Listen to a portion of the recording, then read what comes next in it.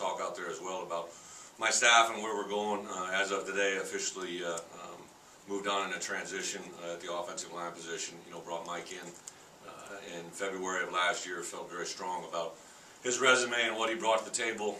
Did due diligence bringing him in, but it was at a point on Sunday that I contacted people early in the morning, made sure that a transition could happen, and sat down with Mike Sunday afternoon, had a conversation with him, and really wish it wasn't going to end the way it did. But for himself, for us, had a conversation that had just, for a lot of personal matters and some things that are specific to the program, decided to move on and transition.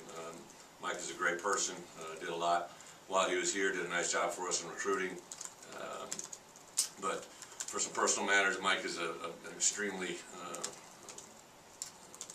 a guy that really cares about his family, I think, and there's a lot of weighing factors. Mike has a son that's a senior in high school that I know is pulling on him quite a bit.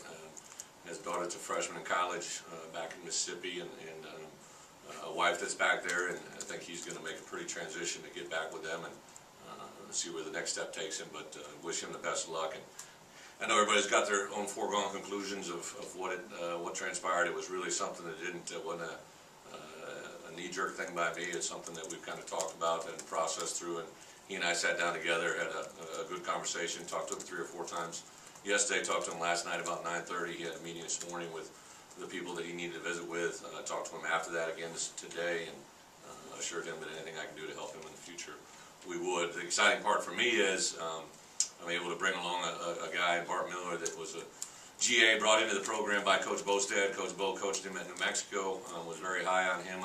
I traditionally like to keep our GAs within-house. I like to bring in guys that were former players of mine, or Coach Alvarez, that have a tie into the program. But Bart's resume stood out. He's a guy that kind of was away from the game a little bit, came back into it for all the right reasons, made an immediate impact on our players and our coaches.